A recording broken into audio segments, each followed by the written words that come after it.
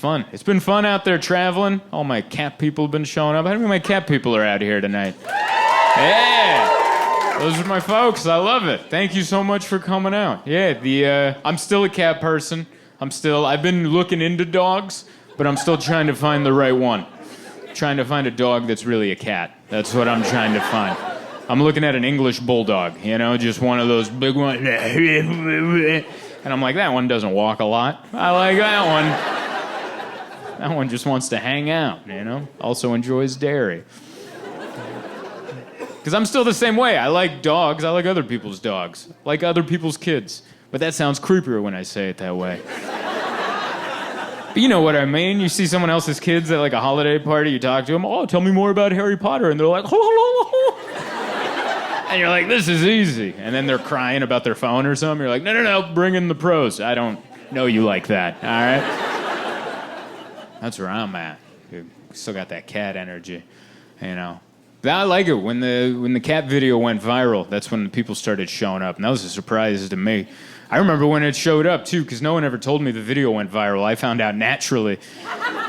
I showed up to Spokane, Washington on a Christmas weekend working a comedy club. It should have been empty. It was a holiday weekend. It was sold out. All the shows were packed. And I was like, I think this might be the cat video. And some guy next to me was like, what makes you think that? And I looked at the audience, and it was all just women in cardigans. And I was like, I think the cat video is taking off. And then after the show, all these women in cardigans lined up and showed me pictures of their cats. And I'm like, oh my God, I've made it. Hell yeah. My cat Jessica's doing well. She's still, she's doing wonderful. She's still overweight and chubby, so she's doing good. She lives with my ex-wife. I got one of those. I got an ex-wife. All right, less of a woo. All right, I like that. I got a new wife. See, it came around. There you go.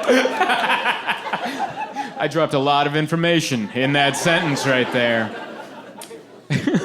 I have 2 new cats in my life, Mushi and Miso, and they're pretty interesting. So I'm covered in cat fur. Yeah, you know about them. Yeah.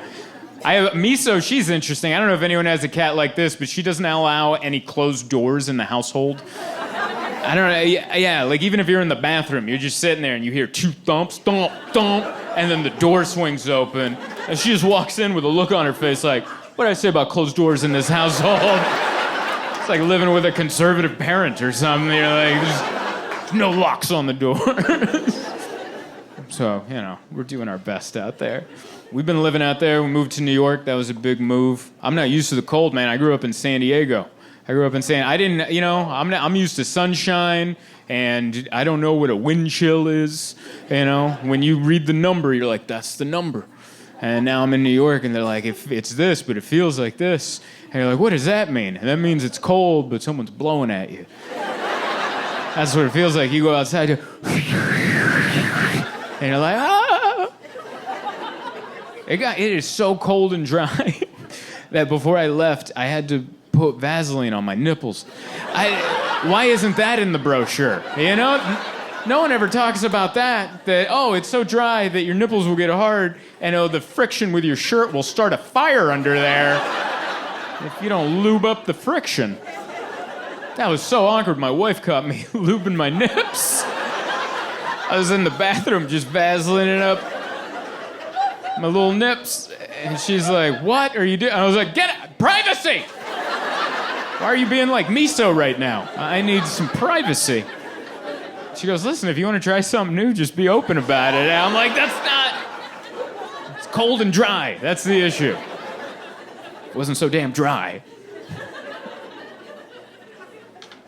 That's where we're at, man. But yeah, we're doing good. We're living out there in New York. We're trying to make friends. Have you ever tried to make friends as an adult?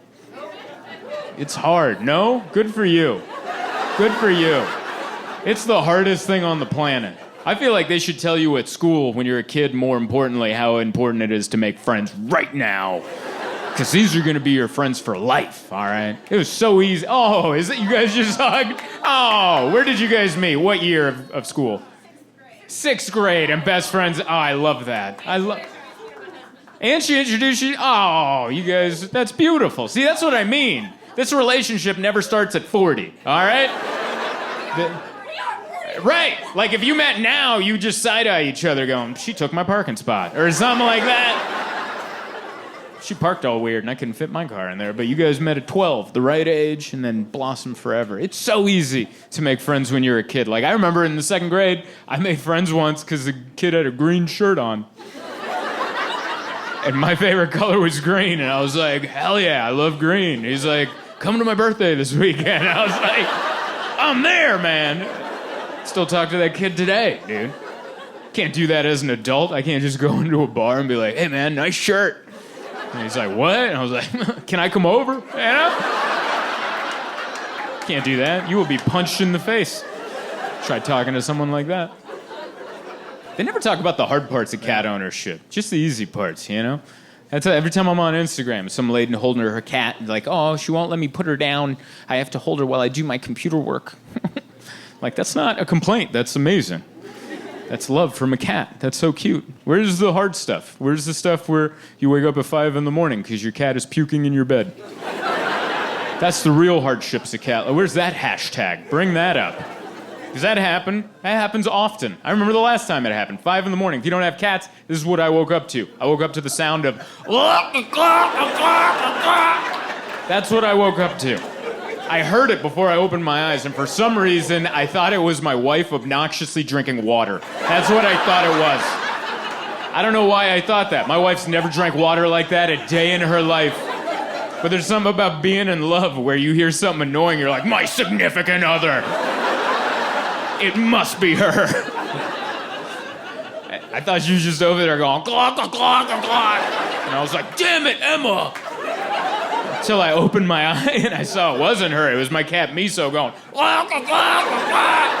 And I just went, damn it, no. And I knocked her off, but I was too late. She got the bed and she trailed it all the way down to the rug. She didn't miss a thing. I kind of helped, actually. I spread the disaster, really. But that was the moment I realized I am not ready for fatherhood. Because you can't do that with a human child. You can't wake up to your human child going, damn it, no! They will take that child, all right? You're not explaining that to CPS. Like, officer, you don't understand the thread count. You don't get it. This was a wedding gift. We just got automatic cat feeders for our 2 cats out there. Yeah. I don't know if anyone's gone automatic for the cat feeders. But yeah, that's the next level of laziness, right? As a cat parent. Because at first, the cats are already the easiest animals to take care of. You feed them, you sift the litter, and you leave them alone. By God, leave them alone. They have things to do. They don't want you around. Leave them alone. But my wife and I are like, there's so much bending over. You know?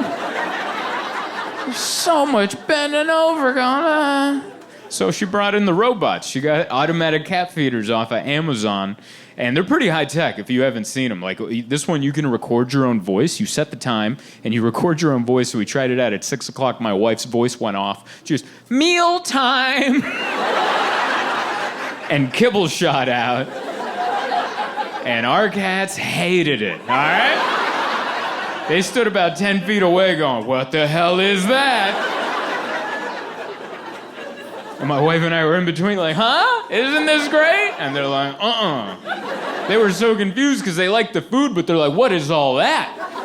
And my wife was confused. She's like, I don't get it. Why don't they like the cat feeder? And I was like, I think I get it, you know? They didn't know it was coming. They're not on our Amazon account.